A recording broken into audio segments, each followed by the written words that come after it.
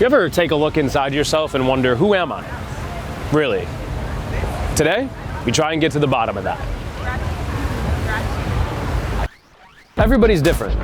Everybody's special. I have a lot of big special guys, like Chet, or Wes, or Haley. And what's interesting is a lot of people know Chet or Wes or Haley, and they view them differently depending on the person they are. To you, they're probably strangers. I mean, not Wes, of course. He's the lead of 2021's indie feature Lowlife, but maybe that's the only way you know him.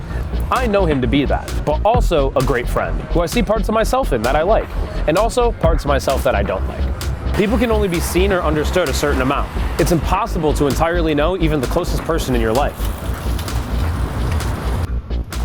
You may be thinking to yourself, Alex, shut your damn mouth! What the hell does this have to do with finding the real me? I know, my friend, but I was just cooking with a fun intro to this article, and we can both admit that I ate. Okay, here's the thesis. You're never gonna understand who you are fully, but by the end of this video, you're gonna be exposed to an idea that's gonna get you maybe closer. If I put a gun to your head and told you to describe the real you in the next 5 seconds, where's the first place you'd look? You guessed it, inward. Can you believe how crazy, neurotic, and insane everybody is right now? I'm sorry. Can you believe how crazy, neurotic, and insane you are right now? We used to have one concern in this life.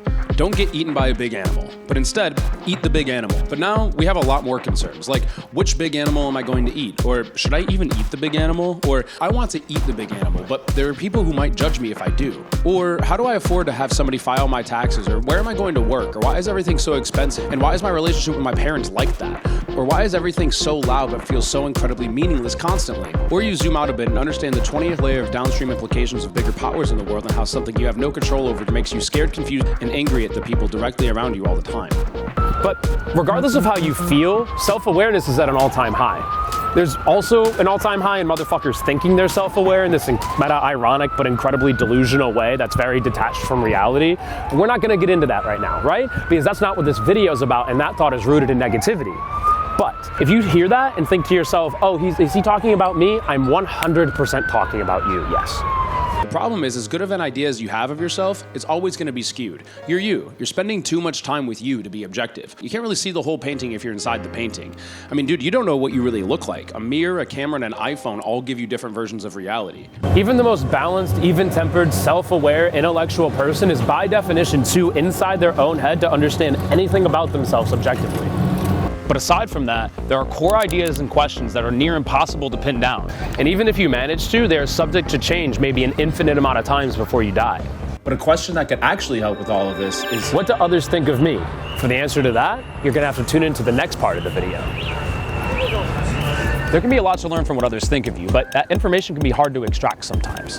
The fun thing is that you can just ask your closest friends directly what they really think of you, and you can have healthy conversations about what you're good at or what you can improve upon. What do you like really think of me? Dude, Kyle, come here. Dude, listen to what he just fucking said. Say it again. I just asked what he like really thinks of me. Wait. It's not that crazy. Say it again. It's not that crazy. Say it one more time. What do you think of me? This is like. Are you for Bro, real? I'm so happy I got that. Maybe one more time. I'm only kidding. What are you, some sort of freak? No. You have to study social cues. You have to look them up and down and dissect their mannerisms. You have to see how they interact with others and then compare that how they interact with you. Every interaction now turns into a learning experience. It's now all about you. Every blink, every move of the shoulder, turn of the head, a new vocal inflection could be a clue as to what they really think. In any event, how you collect this information is neither here nor there. Or there. All right. The value in others' opinions is that it's more objective than you can ever be. And even the stuff that's biased is different than your point of view, which is extremely valuable as well. But let's put a pin in that. You can never internally know the effect you have on others. You can never know what you look like in 3D space or what a group dynamic lacks or excels in if you aren't there. You'll never know what value you bring to people around you, or even more so, the community around you. You can have an idea of all these things, but without others' perspectives, you have no solid information. But even if you have that healthy and honest conversation, it can only be so productive. Would you look at that? It's time to take that pin out. The strength in this idea is the very same as its weakness. Their perspective is different than yours, but in fact, only their perspective. They have significantly less information than you do. Even your closest friend cannot see the full picture. They can see a bunch of the stuff you can't, but it's going to be skewed and limited in their own way. Okay, so now you might be thinking... Shoot! I'm absolutely effed! No, not yet. There's one more bank of research to turn to here. Now to that $45 billion baby announcement. Facebook founder Mark Zuckerberg promising to give away 99% of his shares of the company to charity in a letter to his newborn daughter. Say you donated money to charity. The effect you have on strangers and others through that experience is something to be considered. Well, actually, you know what? Well, actually, you know why you did it. Did you actually care, or did you want to just feel good about yourself? Or did you do it because of this video and you wanted to get a jump start? I've been trying to think of any sort of tangible example here to include, but it's incredibly paradoxical or impossible, or doesn't make a whole bunch of sense to deep dive into the effects you've had on society as a whole. So the wheels have kind of fallen off, and even though I've written the rest of this article, I do think this is my limit. This is what feels too self-indulgent for me. I'm not sure what it is exactly, but there's something that's something I don't care to figure out right now. If you think about this more yourself, be my guest, but I can't. I'm just gonna go to the rest of the video here. The wheels have fallen off, and I've bitten off much more than I can chew. This is not a new phenomenon for me. Okay, so now you are fucked. It's just one thing. You're not. At the beginning of this video, I said, okay, here's the thesis. You're never gonna understand who you are fully, but by the end of this video, you're gonna be exposed to an idea that's gonna get you maybe closer. So you're sitting there wondering, what is it? What's the idea? You'd like to know, wouldn't you? You'd just love to know. Look at you sitting there on your desktop. Why are you sitting on your desktop? You're gonna order food, huh? You're gonna order food, even though you have some in the fridge. Nice, nice one. The solve here is to take all perspectives and average them out. Cool. If you're a normal, intelligent person, I would favor your own perspective, maybe 60-40 to others, but I'm still tampering. This is gonna give you a better idea of who you actually are. I don't know if this is an essential idea, or even if it works at all. I don't know if spending this much time in thought was productive.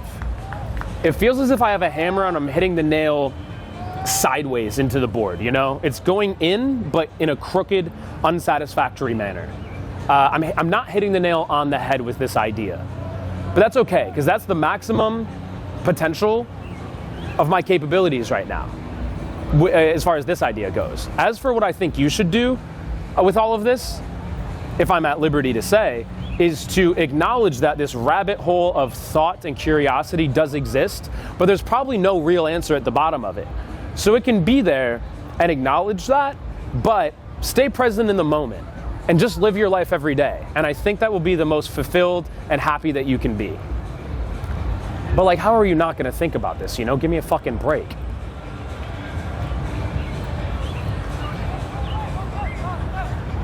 Keep going, keep going, keep going, keep going, keep going.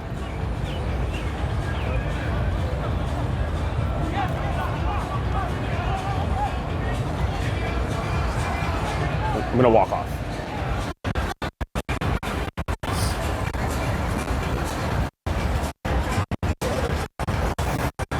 Cool, man.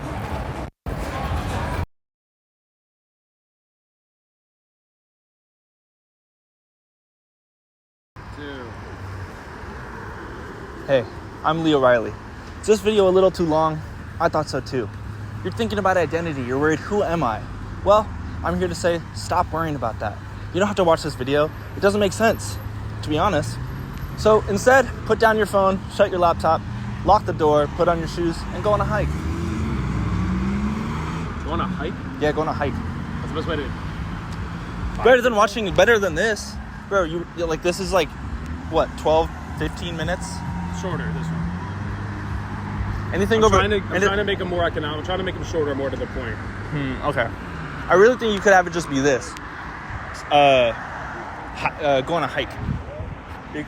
Or if you're, instead of worrying about that yourself. Are you recording audio from your phone? What?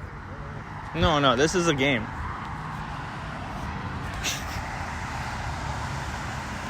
I don't know. Cool.